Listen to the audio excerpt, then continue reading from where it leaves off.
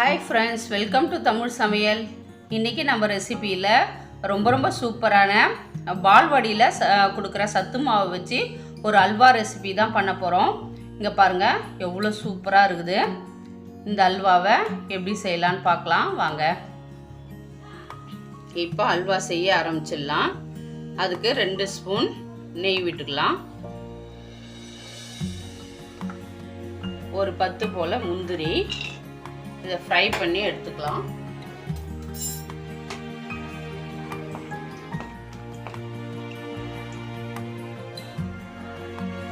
இப்போ இது மாதிரி கோல்டன் ப்ரௌன் ஆனோடனே நம்ம தனியாக எடுத்து வச்சிடலாம். இந்த அல்வா நெய் இழுக்காது. இப்போ மீதம் இருக்கிற நெய்யில் இந்த சத்து மாவு 1 கப் எடுத்திருக்கேன். அந்த 1 கப்பை போட்டிடலாம். அதில் இப்போ இதை நல்லா வறுத்துக்கலாம். இப்போ நல்லா வறுத்துட்டோம். இதில் நம்ம எந்த கப்பில் மாவு எடுத்தோமோ அதே கப்பில் தண்ணி எடுத்துக்கலாம். நல்லா சிம்மில் வச்சுருங்க. சிம்மில் வச்சுட்டு இந்த தண்ணியை சேர்த்துடலாம். 1.5 கப்பு தண்ணி சேர்த்துடலாம். சேர்த்து நல்லா இதை கலந்து விட்டுடலாம். பாருங்கள், நமக்கு 1.5 கப்பு தண்ணி சேர்த்தோம். நல்லா இப்படி கெட்டி பதத்துக்கு வந்துடுச்சு. இப்போ இந்த ஸ்டேஜில் நான் வெல்லம், அதாவது எந்த கப்பில் நம்ம இந்த கப்பில் 1 கப்பு மாவு எடுத்தோம், 3/4 கப்பு வெல்லம், அதில் 1/2 கப்பு தண்ணி ஊற்றி கரைச்சி வச்சுருக்கேன் சூடு பண்ணி. இதை வடிகட்டிக்கலாம். நீங்கள் நாட்டு சக்கரை சேர்க்கறதா இருந்தால் கரைக்கவே தேவையில்ல. மாவுக்கு 2 கப்பு தண்ணி சேர்த்துட்டு அப்படியே கிளறிக்கலாம். வடிகட்ட தேவையில்லை. நான் வெல்லம் சேர்த்ததால டஸ்ட்டு இருக்குன்றதால நான் சூடு பண்ணி வடிகட்டிக்கினேன். இப்போ இதை நல்லா கலந்து விட்டுடலாம்.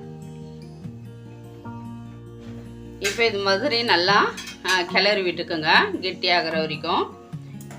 இதில் வாசனைக்காக ஒரு 4 ஏலக்காவை பொடி பண்ணி சேர்த்துக்கிறேன். உங்களுக்கு வேணான்னாக்கா நீங்கள் ஸ்கிப் பண்ணிக்கலாம். இப்போ நல்லாவே கெட்டி பதத்துக்கு வந்துடுச்சு. நம்ம ஏற்கனவே ஒரு 2 ஸ்பூன் நெய் தான் விட்டுருக்கோம். இப்போ ஒன்று ஒன்றா சேர்த்து கலரிக்கலாம். பாருங்கள், 1 ஸ்பூன் நெய் விட்டதுமே நமக்கு ஒட்டாத நல்லா திரண்டு வந்துடுச்சு. நல்லா கிளறுங்க.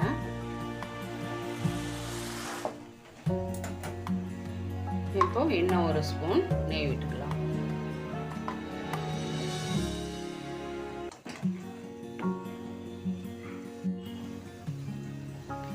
இங்கே பாருங்கள், சுத்தமாக ஒட்டாத நல்லா கெட்டி பதத்துக்கு வந்துருக்குது.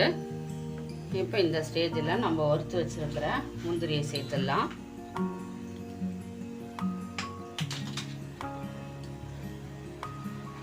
சேர்த்து ஒரு கிளறி ஸ்டவ் ஆஃப் பண்ணிடலாம். பாருங்கள், இவ்வளோ கெட்டியாக வரணும்.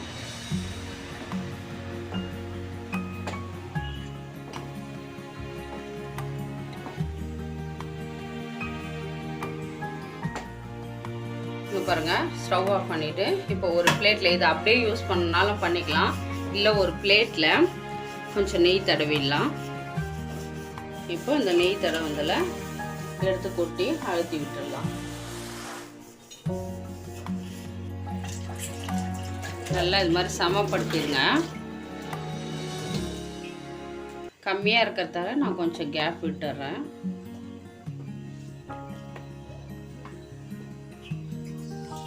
இப்போ இதில் அலங்காரம் பண்ணுறதுக்காக நட்ஸ் எல்லாம் கொஞ்சம் சேர்த்துடலாம்.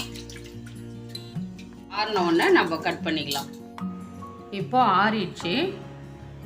இப்போ கத்தியில் கொஞ்சம் லைட்டாக நெய் தடவிக்கினா நம்ம கட் பண்ணிக்கலாம்.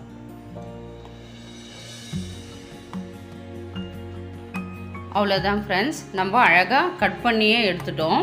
எவ்வளோ சூப்பராக இருக்குது பாருங்கள். நீங்கள் கட் பண்ண வேணான்னு நினச்சிங்கனாக்கா அப்படியேவும் எடுத்து சர்வ் பண்ணலாம். ரொம்ப சூப்பராக வந்துடுது. ரொம்ப நல்ல டேஸ்ட் ரொம்ப டேஸ்ட்டாக இருக்குது. இது பால்வாடியில் கொடுக்குற சத்து மாவில் செய்தாங்கன்னு சொன்னாக்கா யாரும் நம்பவே மாட்டாங்க. அவ்வளோ டேஸ்ட்டாக இருக்குது. நீங்களும் இதே மாதிரி செய்து பாருங்கள்.